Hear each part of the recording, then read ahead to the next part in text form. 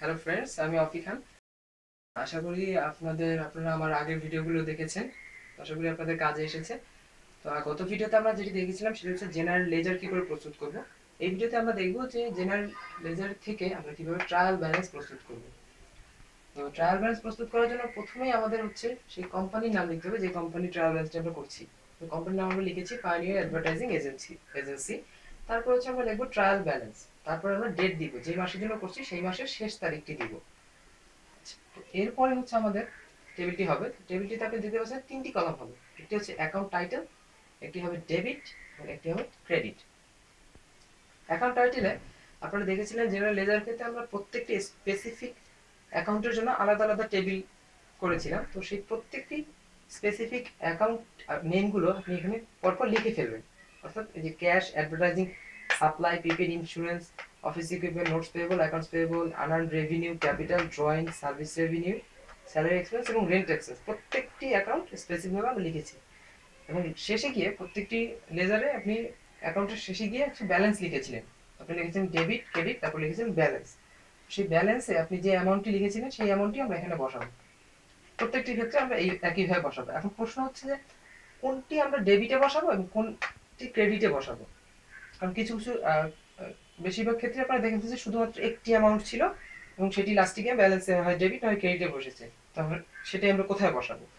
তো এই ক্ষেত্রে আপনি যেটি মনে রাখবেন সেটা হচ্ছে যেগুলো অ্যাসেট, অ্যাসেট বাড়লে হচ্ছে আমরা জানি ডেবিট হয়। সো অ্যাসেটের যে অ্যামাউন্টগুলো সেগুলো আমরা সব ডেবিটে বসাবো। আপনি দেখেন cash, advertising, supplies, prepaid insurance, যেহেতু প্রিপেইড বলা আছে, প্রিপেইড যেহেতু একটি অ্যাসেট, ইকুইপমেন্ট অ্যাসেট, এই অ্যাসেটগুলো আমরা ডেবিটে বসিয়েছি। ঠিক আছে, ডেবিটে বসাবো। আর তারপরে দেখেন notes payable, accounts payable, unearned revenue, যেহেতু আনআর্নড মানে হচ্ছে লায়াবিলিটি। সো এই তিনটে হচ্ছে লায়াবিলিটি, লায়াবিলিটি বাড়লে হচ্ছে ক্রেডিট।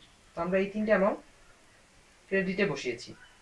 তারপরে দেখেন আপনি ক্যাপিটাল, ক্যাপিটাল আপনি জানেন যে ক্যাপিটাল বাড়লে হচ্ছে ক্রেডিট, যেহেতু ক্যাপিটাল সি বাড়লে ক্রেডিট। তো আমরা এটি ক্রেডিটে বসিয়েছি। তারপরে দেখেন আপনি আছে ড্রয়িং, ড্রয়িং যেহেতু ডি বাড়লে তো ডেবিট হয়, তো এটি আমরা ডেবিটে বসিয়েছি। তারপরে রেভিনিউ, রেভিনিউ হচ্ছে আর বাড়লে ক্রেডিট, তো এটি আমরা ক্রেডিটে বসিয়েছি। তারপরে দুটো হচ্ছে আমাদের এক্সপেন্স, অর্থাৎ যেহেতু প্রথম লেটারটি, তো অর্থাৎ বাড়লে হচ্ছে ডেবিট হবে, তো আমরা ডেবিটে বসিয়েছি। তো এভাবে সবগুলো বসানো হয়ে গেলে আপনার কাজ হচ্ছে আপনি যোগ করবেন টোটাল ডেবিটের কলামটি এবং টোটাল ক্রেডিটের কলাম যোগ করবেন। যোগ করে আমরা দেখেন পেয়েছি 28,700, ক্রেডিটেও পেয়েছি 28,700, অর্থাৎ আমাদের ডেবিট এবং ক্রেডিট সমান হয়েছে বা মিলে গেছে।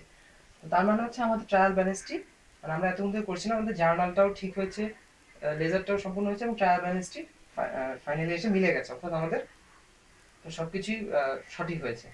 তো এই ক্ষেত্রে আপনাকে খেয়াল রাখতে হবে যে আপনার ট্রায়াল ব্যালেন্সে ডেবিট আর ক্রেডিট যেন অবশ্যই দুটো সমান হয়। দুটো যখনই সমান হবে না তখন আপনার বুঝতে হবে আপনার করায় কোনো ভুল হয়েছে।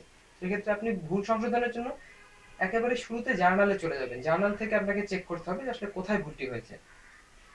তো এক্ষেত্রে আপনারা আরো সতর্ক থাকবেন আশা আশা করছি। তো আশা করছি আমার ভিডিওগুলো আপনাদের ভালো লাগছে। তো ভালো লাগলে অবশ্যই লাইক করবেন এবং শেয়ার করবেন আপনার বন্ধুদের সাথে। আর আমার চ্যানেলটি সাবস্ক্রাইব করতে পারেন আপনি, অফি খান আপনি জানেন। তো ধন্যবাদ সবাইকে। এই ছিল আমাদের ট্রায়াল ব্যালেন্স সংক্রান্ত লেকচার। তো পরবর্তী ভিডিওতে আমরা চেষ্টা করব যে অ্যাডজাস্টিং এন্ট্রিজ গুলো আমরা কিভাবে এন্ট্রি করি বা কিভাবে ওটি ট্রায়াল ব্যালেন্সের ভিতরে চলে আসে সেটি আমরা দেখানোর চেষ্টা করব। ধন্যবাদ।